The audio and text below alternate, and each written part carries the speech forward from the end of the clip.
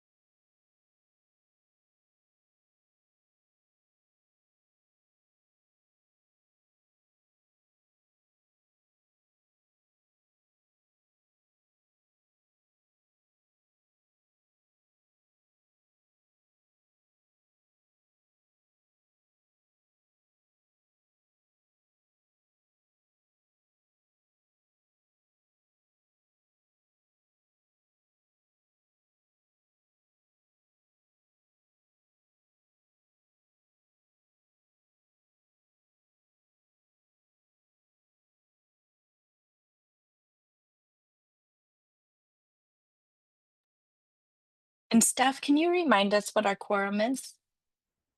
And I don't know if today's, I think, just kind of a update type meeting, if we're not making decisions, if we have to have a quorum also is the other question. Quorum is 7.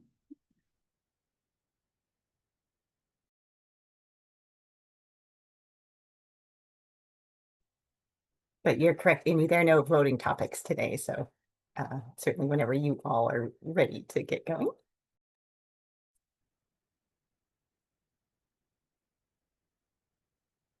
Should we maybe just get started with our welcome and tech check type stuff and people can come in? Okay. All right, so welcome to the meeting today. We'll start with our tech check and our roll call and a review of our agenda. So staff, if you want to lead us through. Yes, absolutely. So we are expecting interpretation to be available for this meeting today in Spanish. Our interpreter is not yet available, but when that person joins, the globe icon will be available in the bottom menu bar of your Zoom tools, and you can select English or Spanish there. And for committee members, you have the ability to unmute and turn your video on and off with those microphone and video icons in the bottom left. And for public participants, that ability is turned off. And if you have any needs during the meeting, you can use the raise hand function. And with that, I will move into roll call. So Michelle Glass. Present. Thank you. Amy Fellows. Here. Thank you. Grace Hawkhog. I don't see Grace. Mickey Dirting. I don't see yet. Pablo Villalobos Garcia is absent today. Colin Stackhouse. Present. Thank you. Max Brown. Don't see Max. Jensina Hawkins. Here. Thank you. Jay Brown. Don't see Jay. John Buzzard. I see your hand. Thank you. Craig Newton. I don't see Craig. Juana Jensina Hernandez Solis. Don't Here. see. Oh, thank you. There you go. Jocelyn Ogden. Here. Thank you. And then circling back, I saw Mickey came in. Hi, I'm here. Thank you. Thank you. And that's everyone. Thanks everyone for making it back after our pause. glad that you're back here today. So we're going to go over board and committee updates on our two consultants, Vince Jackson, our communications consultant, and Artemis, our community engagement consultant. Next phase of work for this group, committee member updates and meeting reflections on future topics, and then public comment. So Mimi, I think you might be up next. I am. Thanks, everyone. This is Mimi McDonald. I'm the Executive Director of the Universal Health Plan Governance Board. So thank you all so much for being here. I'm excited to share. I'll take a little bit longer than we normally do on this portion of the meeting, just because we have more to update. So I am note to self to speak more slowly for when we have our do have our interpreters along. So I am going to start off with, as you can kind of see, I have subject status of the different committees, and some of them will have notes, not too many of them. What I wanted to say at the outset, though, although it says board approved, I want to be absolutely clear that that doesn't mean board finalized. So what that means is that a proposal came up through the committee, maybe had a couple revisions, and then went in front of the board, and the board said, yes, we approve this preliminary proposal. So just as so I want to make sure that everyone's really clear about that, that sort of, although there's things are moving in that direction, it has not been finalized. So I will start off by talking about the operations committee, as I said, and they have been really active and have gotten a lot of great work done. There's been a preliminary proposal about the administrative structure of a Universal Health Plan Governance Board, which tends to be more of a centralized structure to try and minimize bureaucracy. Other things that have been evaluated and approved, a Universal Health Plan Governance Board as an independent public corporation. So this is distinct from it being a state organization. So I think that's an important distinction. There was a proposal around how a trust fund could be developed. And the idea is that it would be essentially a hybrid trust fund, with most of the money that would be in trust would be invested through the state. So the state would have that. However, some of it would be not the investments private, but sort of the working part of the trust fund. In other words, having some of that flexibility to be able to make payments and do things like that. So that's, again, for that. Of course, federal waivers for working with the federal government with Medicare and Medicaid. We've had terrific work from our consultants group, HMA, who I miss very much, and also from the OHA, who's done a tremendous job and has created a very good document. Now, those reports have to do with how federal waivers are set up historically and what types of federal waivers are available now. And in Oregon, when I have the phrase that says content pending, essentially that means like that it has not been the operations committee job to write a federal waiver that we want to have. So again, just trying to be as clear as I can be. And also, yeah, if anyone has questions while I'm doing this, please raise your hand and you guys can help me. Next, again, speaking of our OHA partners, they are doing a transition readiness evaluation for the Universal Health Plan Governance Board. So they're going to have a preliminary report that they will present to the governance board in March of 2026, be able to get feedback from the board on it, and then have a finalized report for us then. One-time startup costs. This is a great question, and it has not been completely finalized. Of course, there have to be a couple other pieces in place to really determine the structure of like the administrative structure and all the things that are involved. And then the operations committee had a great discussion around the IT strategy. And so that's kind of still within the committee process. They haven't put forth the proposal. So stop there for a sec. And I don't see any hands, so we'll keep going.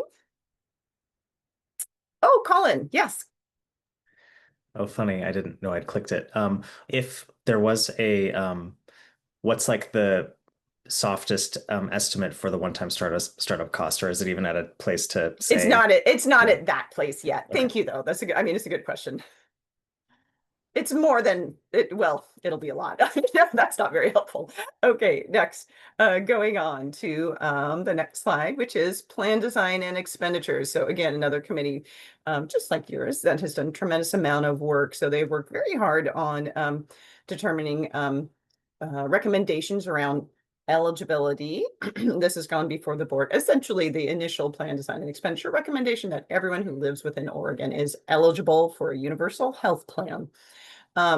Next, there have been multiple provider payment strategy discussions and actually multiple proposals about, I think that the PD&E committee is very clear about the importance of primary care, the importance of behavioral health. And so a lot of the work has been focusing around supporting those types of care. Of course, there is also important to not forget about specialty care and hospitals. So the reason there's an asterisk by behavioral health, that actually is going to be further discussed at the next meeting, which is on Thursday, February 5th. Next, quality, again, a quality strategy was developed. I should have put strategy there. So again, not a specific quality proposal, but a way to look at quality. Because of course, some of the challenges of health plans, as people know, anyone who's been working on the provider side, yes, quality is very important, but sometimes it has a huge administrative burden. So really trying to balance that, the importance of making sure that people are getting the best care and the best recommendations without having it be too onerous on the providers. Healthcare workforce needs, that's in progress. And that will be coming before PD&E in March. Benefits. So again, it says board approved asterisk because the initial recommendation was very similar to what the joint task force did, which is a level of benefits which would be similar to public employees receive now in Oregon with additional support for behavioral health. Certainly the board is in agreement with that. I would say that there's ongoing discussion about that. And I think that topic will continue to be discussed both a little bit at PD&E and then at the board level for sure. And then cost containment, I don't think that will, I don't know if that will ever be finalized, but the plan design expenditure is going to be discussing just different methods of cost containment that are available and the pros and cons and what to recommend to the board. All right. And I'm not seeing any hands, so next slide, please. Finance and revenue. Tremendous work from the finance and revenue team. Not to go into too much gory detail, but the initial work of the Finance and Revenue Committee to develop the revenue plan utilized information that was from something called the Optimus report that was based on 2019 data, and it was completed in 2022. So a revenue plan was created around a cost target that was with that data. With our current consultant group, Milliman, they have a revision of what they anticipate expenditures would be of a universal health plan. And so at this juncture right now, there is this revision of a revenue target. So how much money would need to be raised in 2026 and then projected into 2032 by a revenue plan to fund a universal health plan at that level that we spoke of, where everyone is covered and people have the level of benefits that I described previously. So that's continues to be worked at. The revenue plan, many of the components have been approved by the board. So that is actually looking really good. What, of course, will be worked on are all of the details, because until there's that the revised revenue target, kind of the actual percentages, just to give a high level, and apologies if talking too fast. Currently, the revenue plan is looking that it would include a employer payroll tax to kind of replace the funds that employers currently pay towards people's health plans. There would be a payroll tax credit for people who are a partial one who are employed. There would also then be a personal healthcare personal income tax There's some other business things like in a tax on a corporate income tax and a corporate activity tax.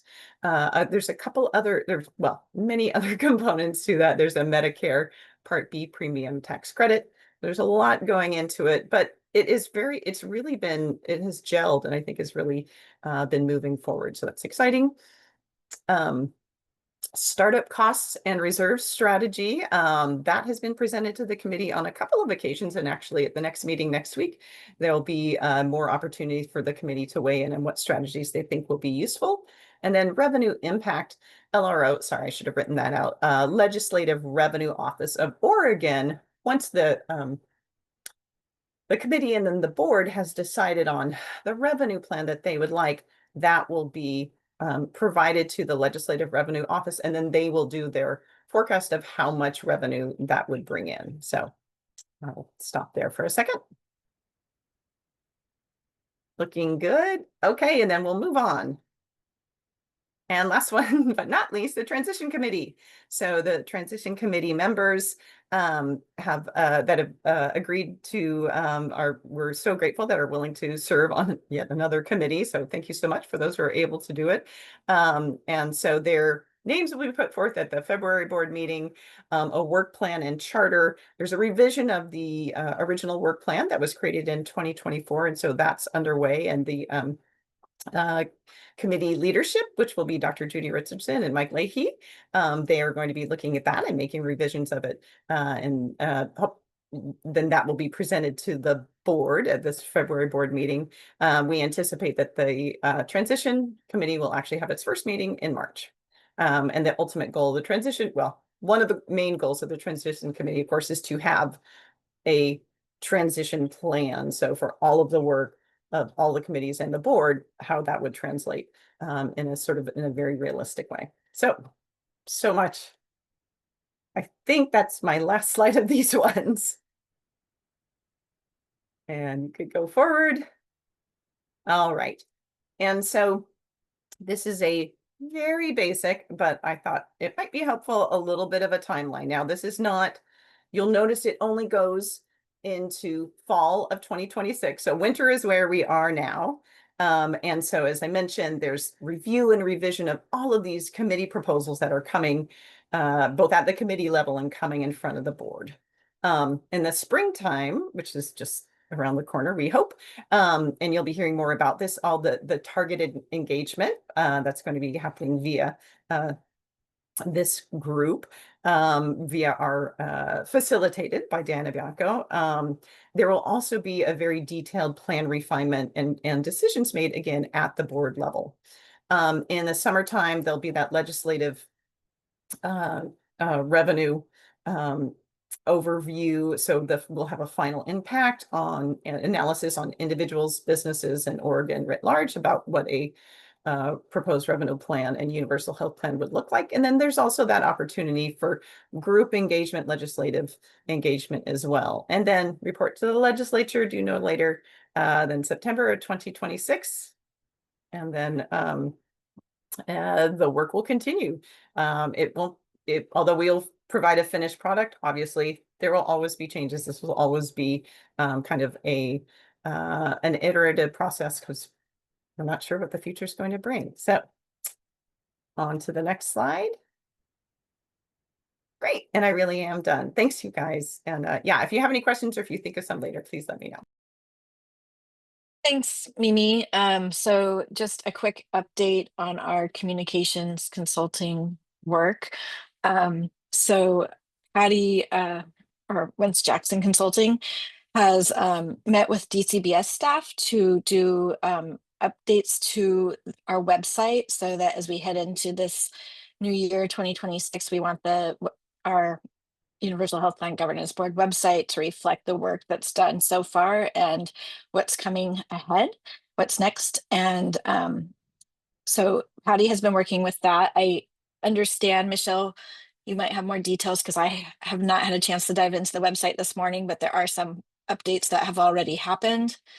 I don't know if you want to speak to those at all. And I think there's still more to come. but we are kind of limited to the structure of the DCBS website, unfortunately. So can't kind of do exactly what our vision may be, and are kind of limited to a structure that already exists. And but we are doing our best to have it more user friendly as much as we can.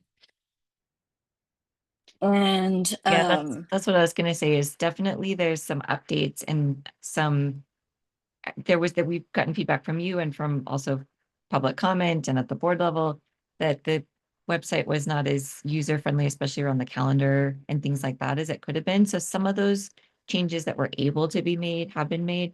I will just say a government agency website, there are real limitations. We can't do whatever we want. We can't like design it the way Patty had originally laid it out for kind of optimal accessibility. But definitely check it out. Hopefully you'll notice I was able to tell, that there were improvements. And I think that the one thing that Patty is still asking them to change is making the one pagers that are now linked on the website more prominent. Because right now they're a little bit buried. And so the one pagers are available publicly on the website, but they're going to be moved to a place where people are actually more likely to see them and be able to click on them. So yeah, looking forward to any feedback that you all might have as you check it out, and hopefully you are able to notice some of the accessibility changes. thanks, Michelle. I think that's it on this slide, unless I missed something, Michelle. So next slide. So Artemis Consulting, we have been working with Diana Bianco, and she has just done the process in the last couple of weeks of meeting with all of the board and committee chairs to get input from them about our community engagement process and start talking about what our who should we be meeting with, as well as what are some of the questions that we should propose, and figuring out at this point, since there's still this kind of I don't know, flying while building a plane kind of situation a little bit, while we are still moving forward in figuring out some of the very detailed work in these different committees. But as of now, what are some of the high level questions that we would want feedback on from the various focused strategic community engagement groups? So we are just kind of really digging into that work, and we will be back to get input from you all once we kind of have a little bit more of a plan gelled. And I do have 2 slides with more detail on this when folks are ready, but I see a hand from Mickey.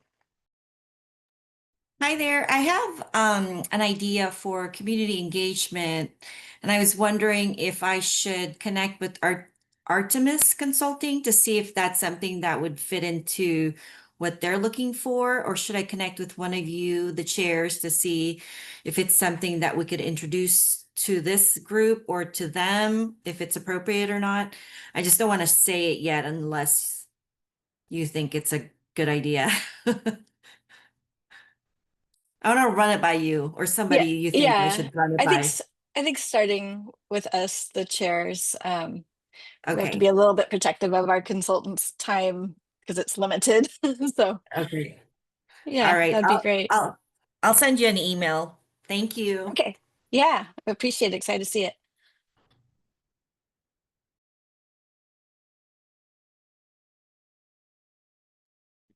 Sorry, there's a little bit of a delay. Can you see my slide? Okay, great. So I did want to I know this was like one of the main things so the purpose of today, just to back up, is of course to share updates with all of you so that you feel like you're in the know with the status of everything. So thank you, Mimi, for all of those committee updates. And then of course, the status of the work really is important for starting our engagement. So the second part after we give our updates is kind of pivoting to like, what are our next steps as a committee? Amy and I have a couple of thoughts after talking with some committee members over the December pause about, some ways that our committee could pivot for this now that we're like getting close to having enough of a plan that we can actually talk to the public about what some of the trade-offs might be and get some meaningful feedback. So just to say, like, that's kind of what's coming next. So if you have questions about these updates, we definitely want to hear those. And then we're excited to talk next steps after this. But just to add some detail, and I know that folks, a lot of people, I'll speak for myself, I'm a visual person. So I thought it might be helpful to look at some of the timelines and just remind us all of where we're at with the targeted engagement with legislatively specified groups. So this is the Artemis Consulting work. It is kind of on schedule, which is great. So this is, I'm basically sharing the update that went to the board in December. So nothing has changed. It is still rolling out as planned. So these are the groups. Again, we've talked about this a lot. This is not our full-fledged community engagement process. And there will be more than one meeting for some of these groups. And the forums will be limited to no more than 12 to 15 participants for each virtual meeting, because that's about the maximum number of people you can have in a meeting and get people to talk, basically. And we really do want to, hear from folks and get that feedback. So those are the reminders on the groups. And then this is where we stand in terms of the timeline. So this week, Artemis Consulting is meeting with chairs of those other work groups that you just heard Mimi run through. So plan design, finance and revenue, operations, to really understand, like, where do you see the status of this plan? And check for understanding, this is what we think, here's the revenue plan we are planning to share with folks. Here's the eligibility plan we're planning to share with folks. Here's how those things fit together. What questions do you have that still feel like, these are the trade-offs we're looking at. Here's what we considered. These are two possibilities, really getting that feedback, that detailed, granular feedback from the chairs of those work groups that have been trying to assemble these various pieces. That's happening right now. That's where we're at in the process. Then in that process as well, so Artemis Consulting is building kind of an initial list of the groups that have been recommended by all of you, and also recommendations from the board and from the other committees about, like, okay, we wrote this plan design proposal. We think it'd be really helpful to talk, to check in with these groups about this piece of it, right? Because we're not sure if it's going to work the way we think it will, or whatever it is. So getting all those recommendations into a spreadsheet to figure out how many people we have recommended for each legislative mandated focus group, and starting to play that puzzle out, right? Like, so that we can figure out, are there groups we don't have enough people on the list? Are there groups we have too many people on the list? Where are we at? That's happening, as well as the questions. So you all brainstormed some questions last fall for, we walked through, like, okay, for the consumers, what questions do you think are really important to ask? For the healthcare providers, what questions are really important to ask?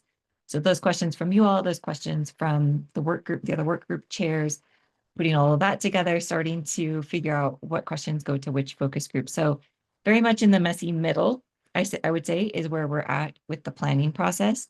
And Wentz Jackson Consulting, our communications consultant, is also working alongside Artemis Consulting to support as we get clarity on what components are ready to bring for public engagement.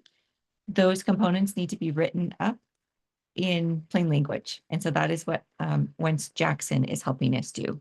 Because it's great to kind of have, like, an idea of the concepts we're bringing, but the format that those concepts are in, specifically, I'm looking at you, finance and revenue, all that heavy lifting, it is not in accessible language. So Wentz Jackson is going to help us kind of translate from the committee work to a format that we can present to these different, groups of people and get some feedback on. So that is where all of that stands. What the process looks like is Amy and I and staff and the two consultant groups are going to start meeting weekly starting this week, to try and keep all those pieces moving and coordinated. So thank you for all the pre-work you did. This was the committee that was stood up first before any other committee, and laid a lot of groundwork that is now going into implementation, and that's really exciting. Any questions that was a lot, but I know this is the piece that folks were most interested in. So any questions? Yeah, Colin. Can you remind me how Diana will participate in sort of the synopsis of all the work that you guys are doing together? Like, I understand, or I believe that we'll receive like a written some sort of comments, but will she is there ability to listen to her speak about the experience and maybe after the fact, or is that part of the plan? It's a great question, Colin.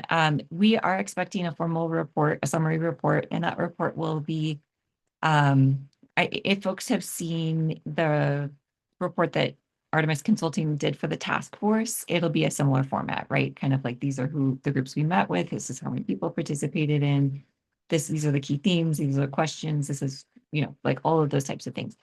I don't know that we wrote it into the contract, but certainly it's something we could explore, whether there could be like a conversation here. And then also, just so you all know, and anyone who might be listening, especially members of the public, we want people's honest feedback in those focus groups. So we will not be naming names. Right? Like, if you're in a focus group, whoever is listening on the internet now or later, like it's not going to say, and then so and so said, right? It's going to protect the anonymity of individuals and just kind of report out the feedback itself. And so we're really hoping that we can get, things people like, things people don't like, things people hate, things people love, etc. But I just made myself a note. I will ask about that, Colin. That question hadn't occurred to me and I don't know the answer. Are there other questions?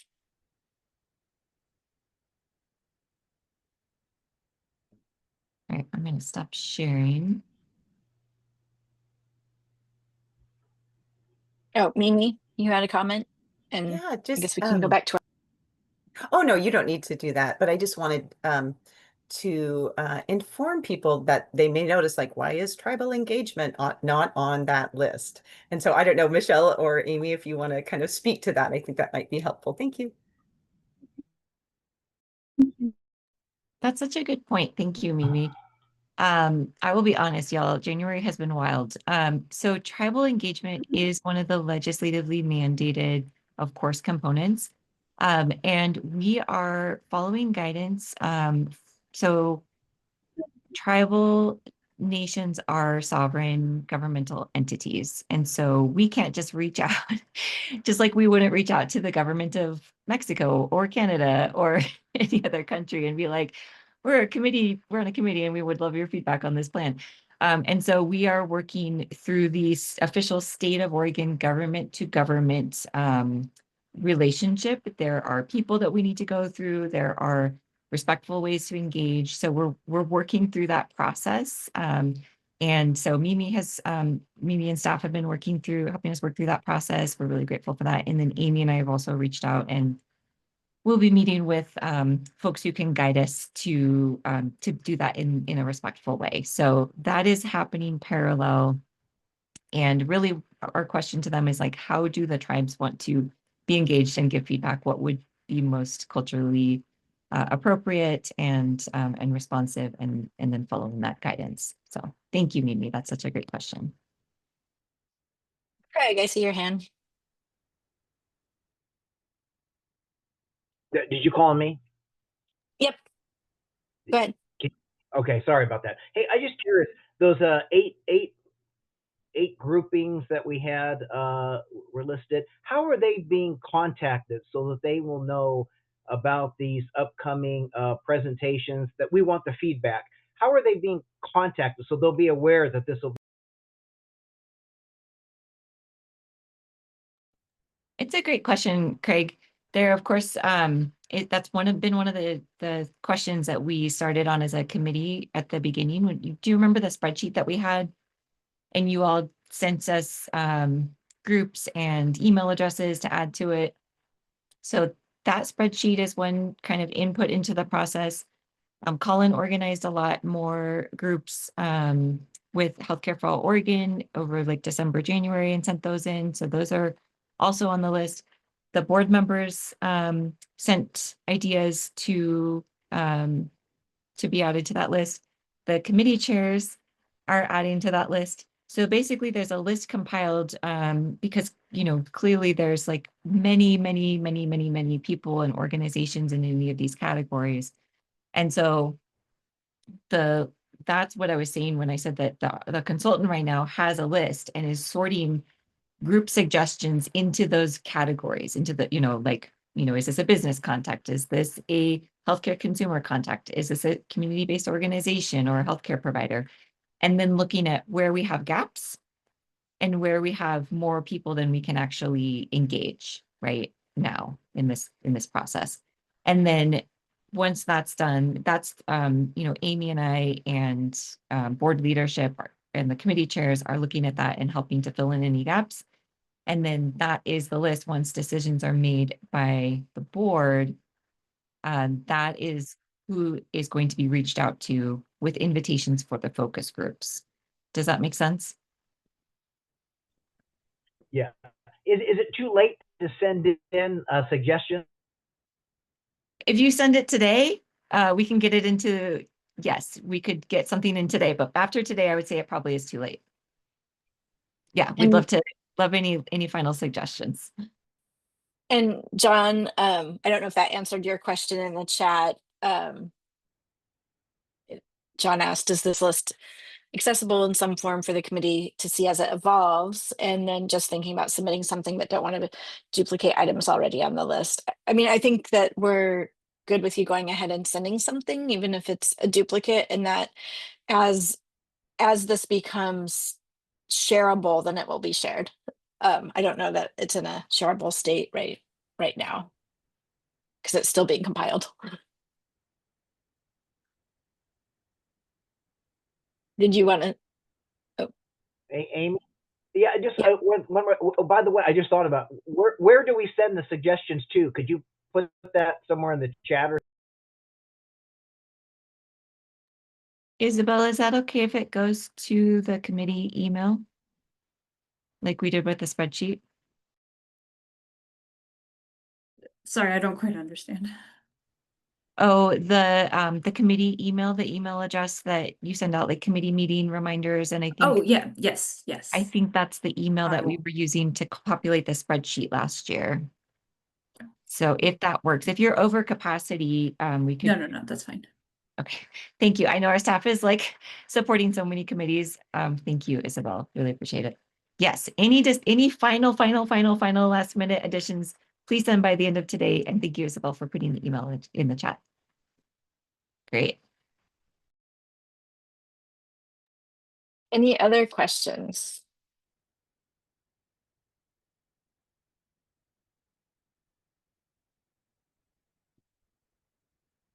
Well, I think our next topic is looking at what is the next phase for this group and this group's work. We have, yeah. So, and Michelle, help me out here. So we're meeting today. We have added back the March meeting. I think that was something we were going to have the committee vote on. Oh yeah. Okay, that's right. We are considering adding back the March meeting and wanted to make sure that you all would, you know, are interested in that because before we were kind of taking a longer pause, but it seems that it makes sense now with this work gearing up. A March meeting might be appropriate. You all might want updates. We might have things we need to run by you. So we wanted to have a vote on that. And also, I think the part of the, I think Colin had asked if we could meet earlier. And it brought up a really good point, which was that if this group wanted to start planning some additional outreach or recommendations to the board or recommendations to the legislature to go in our board report in September for what the next phase of engagement needs to look like for this plan to be successful, that it would make sense to start that in March, even though we won't have that report from Artemis Consulting to look at yet, but we could start some proactive planning conversations as a committee. So I think that's the question that it made sense to Amy and I, but we didn't want to decide for all of you. We know, you have schedules, and so would love a roll call vote if that is appropriate, and and also happy to discuss it more if folks have other questions. But like, I think this goes along with what you were just saying too, Mickey, in this meeting is like, you have ideas, right? And so that would be another opportunity to start percolating on those as a group, as a committee. And the proposal would be sticking with kind of our cadence of the last Wednesday of the month, 1 p.m. meeting time.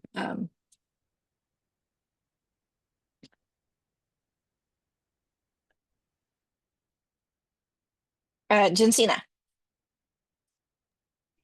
Yeah, last Wednesday of the month for March, I believe falls during spring break, which is going to be hard on those of us with kids. Good point. Good point.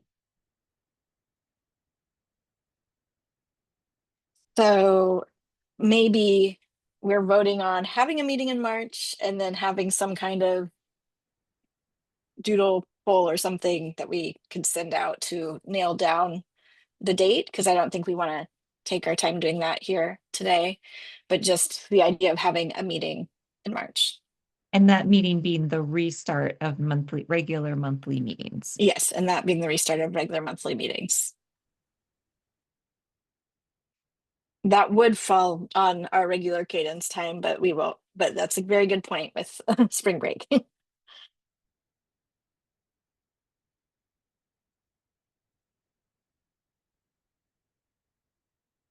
So, No, chairs, if you want to ask if somebody would like to make a motion, yes. and then get a second. Yeah, so would somebody like to make a motion? Sure, Colin.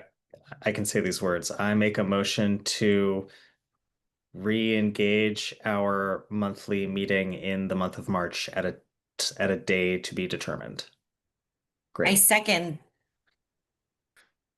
Great. Staff, can you do a roll call vote? Yes. Oh. Michelle Glass, Yes. Amy Fellows, Yes.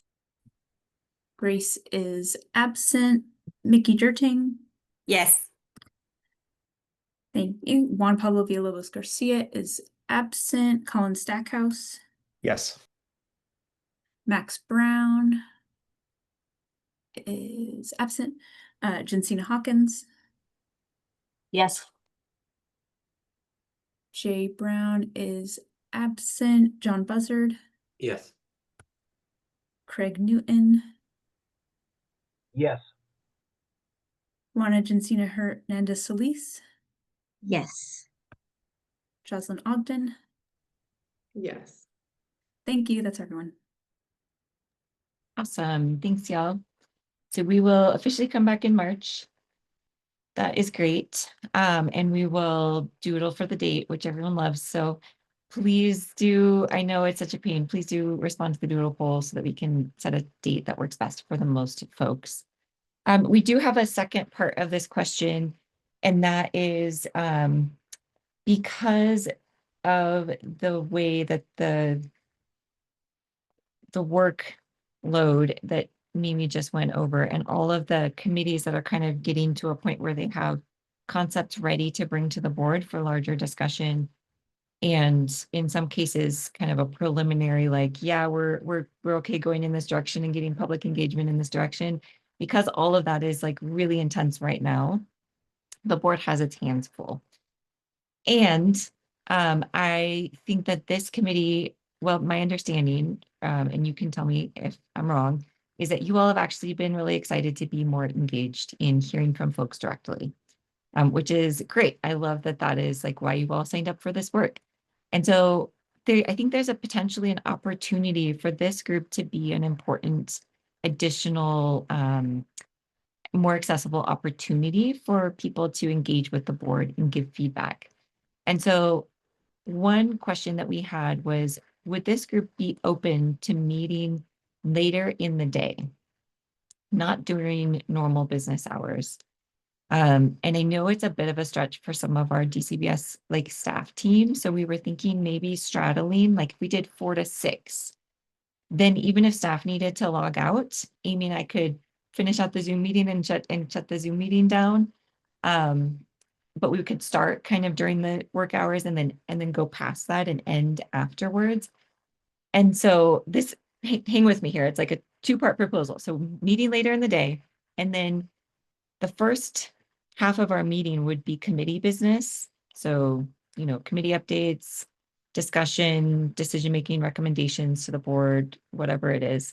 And then the second half, maybe 45 minutes, an hour, we would reserve for dedicated public comment.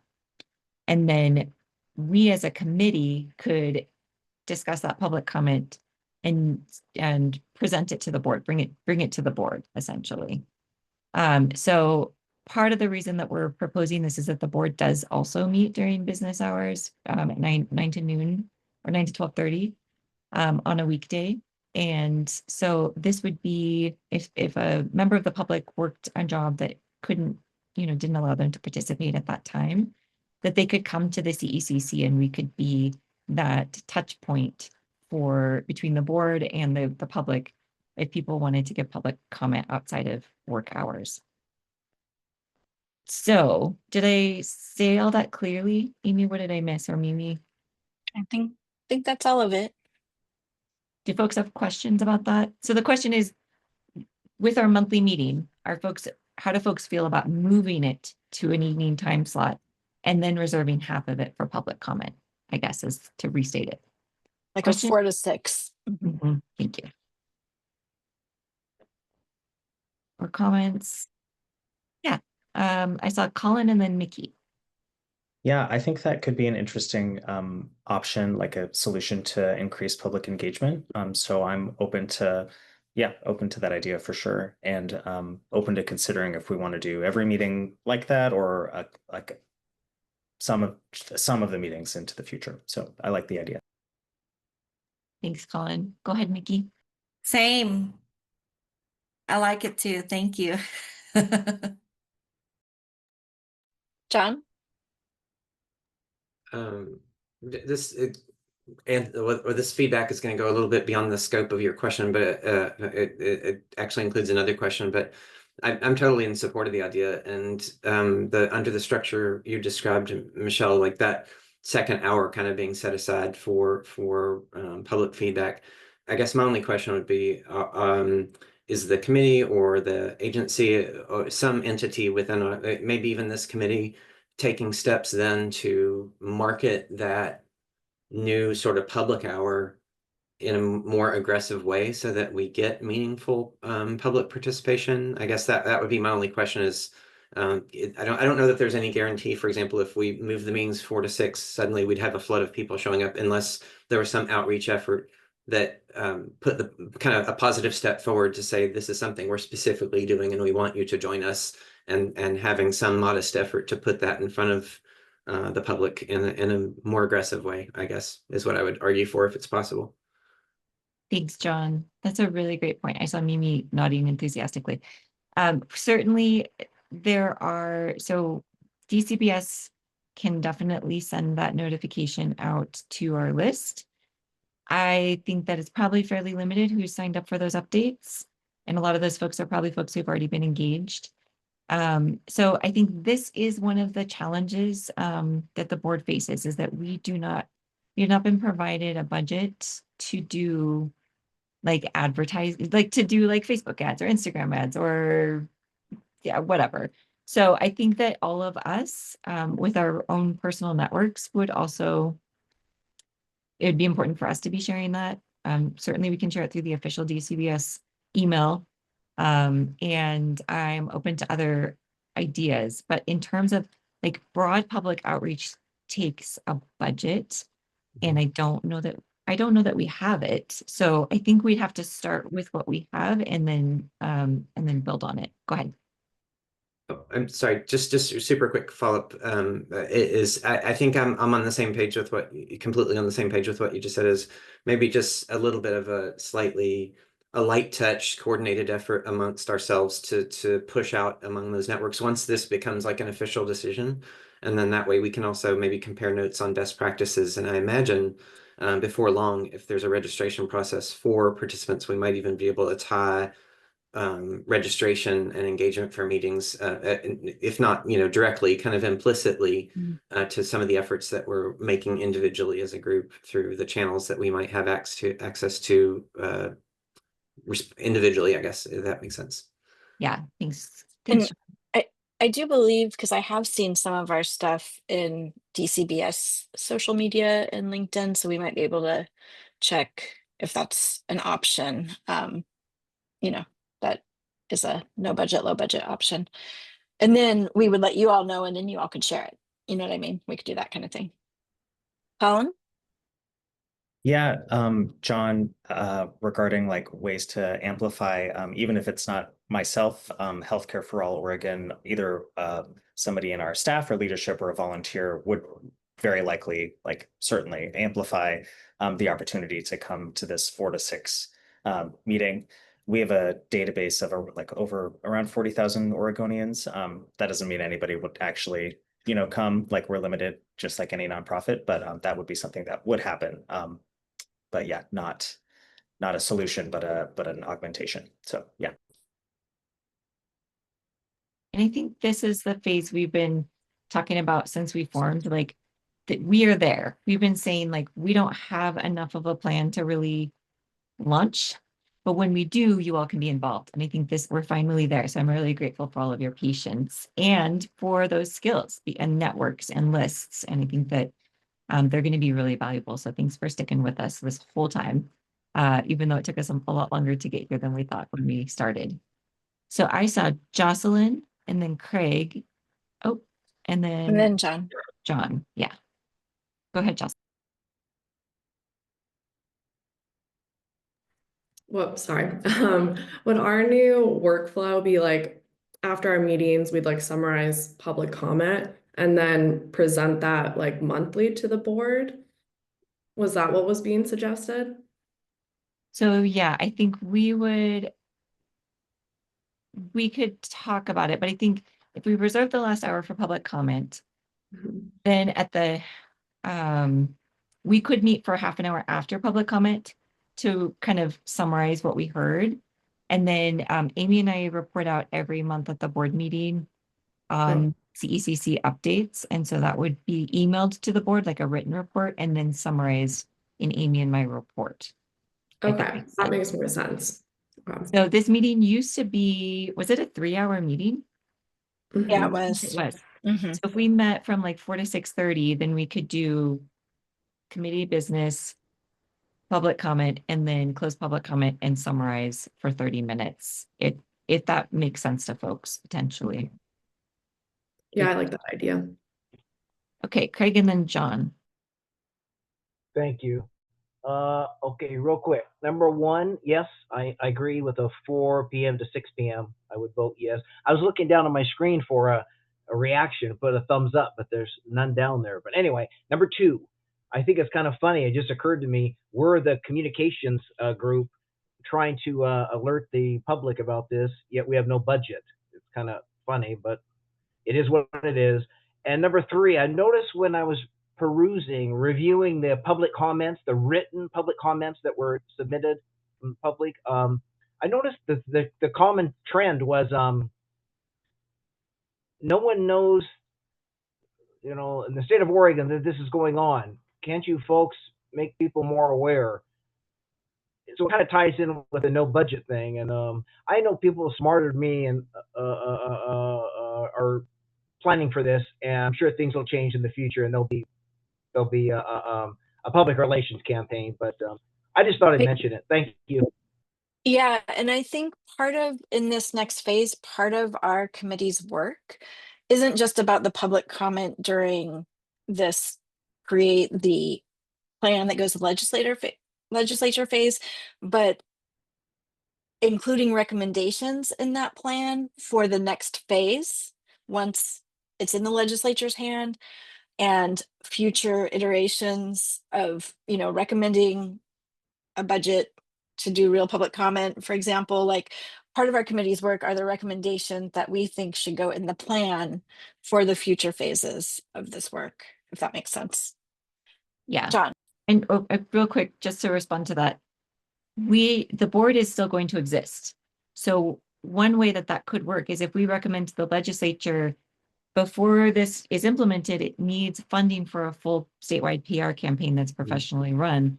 The state legislature could allocate funding to the board and to CECC to do that, right? In the next biennium or the next budget or whatever. Like that is something they did not. So basically they said, we want you to build a plan and here's enough money to build a plan. And that's all that they said. And here's a very short timeline. But we know that this won't be successful without a broad, statewide, fully funded PR campaign. And so that's not something the legislature included this time. But I think that we are hoping that you will help us recommend that as a very strong recommendation for the next phase, because that's clearly work that needs to happen.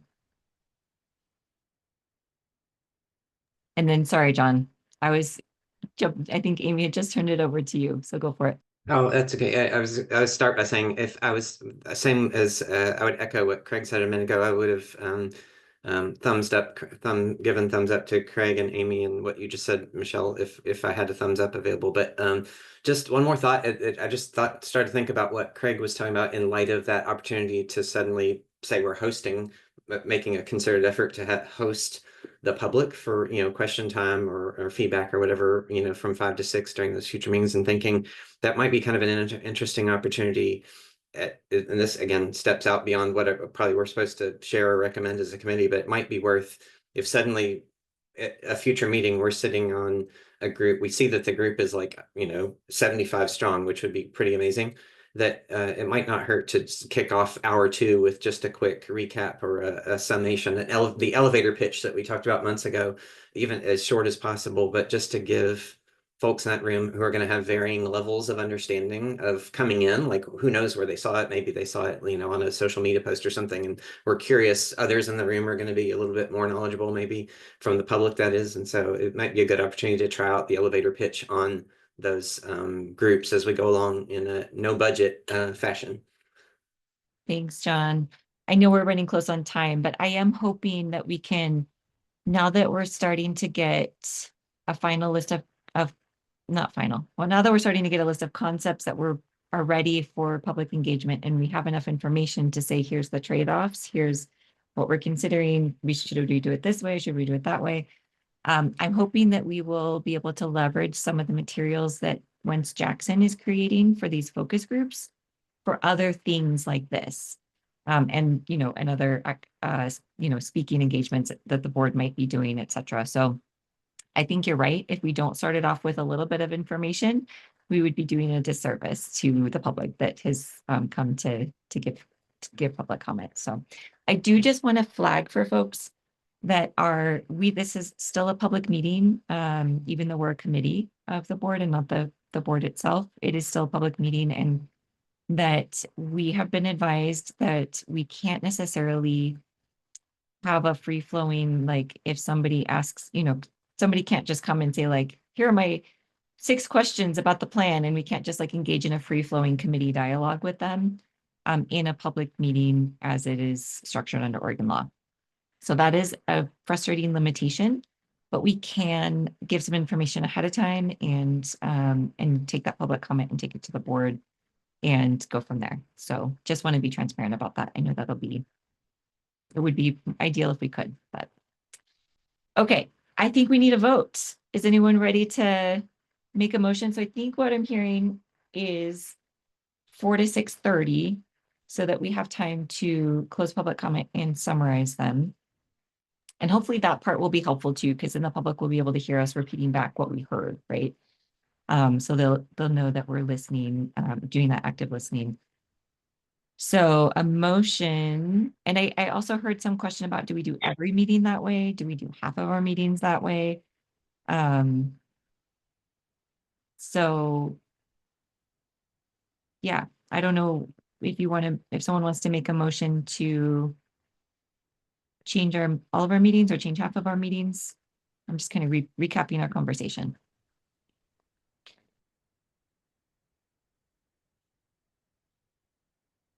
if I will say, if we change half of our meetings, it might be harder for the public to track when they can and can't come and talk to us. So Yeah. consistency is often helpful when it comes to opportunities. We would be inviting the public from 5 to 6 would be public testimony. So the public would be welcome to come to the whole meeting.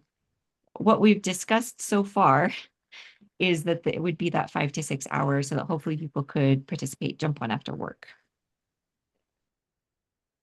I can make a motion to adjust our meeting time to be 4 to 6:30 moving forward from our March time, which is yet to be determined date. I second. I second. Oh, sorry. We're ready for a roll call vote. Michelle Glass, Yes. Amy Fellows, Yes. Grace Hawkeye is absent, Mickey Jerding. Yes. Juan Pablo Villalobos Garcia is absent, Colin Stackhouse, Yes. Max Brown is absent, Jensina Hawkins, Yes. Jay Brown is absent, John Buzzard, Yes. Craig Newton, Yes. Juana Jensina Hernandez Solis, Yes, but I did want to say I'm in favor of it, but I just want to make a note that because my time zone's a little bit different, like I'm an hour ahead, I might be the second hour, I might just be switching on and off on the meeting, just to let you guys know, but I'm in favor of it. thank you. Jocelyn Ogden, Yes. thank you, that's everyone. Awesome. Great. We have votes, y'all. We've got changes coming. So I know we're at 2:02. We had just, I think, committee member updates, reflections, and next meeting and public comment left. Are folks okay? And is staff okay if we extend for like 15 minutes to just finish that out? Okay, thank you. Sorry about that. So committee member updates. Does anyone have an update about activities that you've been doing or heard of in this realm? Colin? Yeah. Yeah, with some other, or like it's a Healthcare for All Oregon is a volunteer-led organization. So a lot of it is trying to like decipher what many volunteers around the state like actually want and finding an action with that.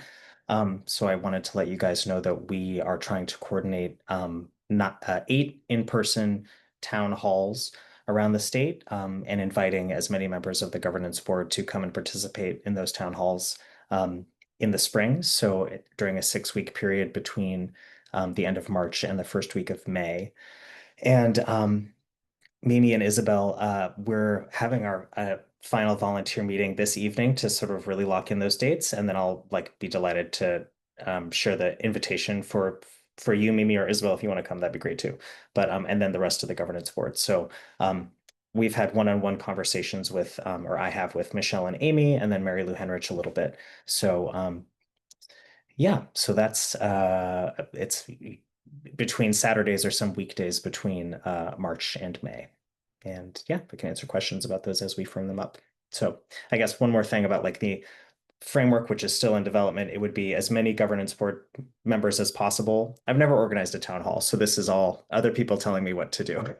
But as many governance board members as possible, an elected official or two from the region that we're in, and then a Healthcare for All Oregon speaker, all participating in whatever the flow of the evening is. So great.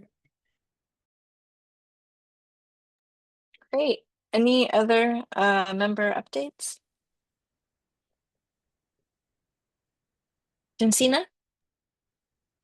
I'm just hitching my wagon to Colin's star. I'm following Colin's lead. And I did, Jensina, tell Colin that he should reach out to you because you have planned 2 citywide healthcare forums, so that you might have some tips and Yes, tricks for I him. am happy to assist with that. Awesome. And Colin, was that, I mean, it's a great update and good for us all to know, but is it also potentially like an opportunity for committee members to get involved if they want to? Absolutely. I don't really know how that could, yes, please. I don't know how quite that would go forward, but I can put my email in the chat and people can reach out to me directly. I will not be leading the whole shebang, but like I'm a good volunteer or a good staff point of contact for it. So yeah.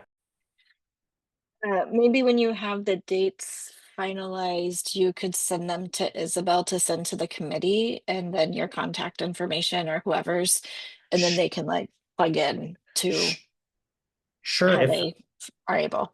I can, if I'm able to share my screen, I could share just a quick spreadsheet if that's appropriate, with the dates that we have in mind, so people could start floating them. None of the locations have been confirmed, so that's like the caveat with all of that. Are you able to see this spreadsheet? Yeah. So yep, this is what the volunteers want. And like I said, nothing has actually been firmed up. So but I can share this in an email with you, Mimi and Isabel, tomorrow. Or maybe Friday. So if you see a city near you listed, email Colin. Yeah. If Easy. you want to be involved. Easy Yeah, I'm breezy. there for the Dells. I'm there for the Dells. It's where I And live. yep. And I'm sure Jensina and I are here for Eugene. Not speak to you for you, Jensina, but and Jensina might have ideas about cheap to free nonprofit rate locations in Eugene, I'm guessing maybe possibly too. And if other people do, like if you don't have the locations firmed up, that might be another way to use this committee's kind of knowledge about where they live. Awesome. Thanks, Colin. And everyone else that's involved. Sounds like a Herculean effort, but exciting. Any other updates from committee members?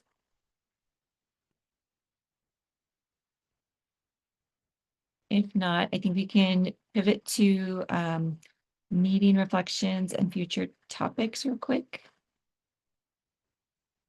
So again, with that March timeline in mind, we'll of course update y'all on where the work stands at that point, and we can start discussing recommendations that you all might have. Anything else that you want on the agenda for the March meeting or other future agendas? Nikki. I do, but I'm gonna run it by you guys first to see if you see fit to include in our agenda. Happy to chat about ideas as you're formulating anytime. Great, thank you. Other agenda topics for the future or reflections on this meeting?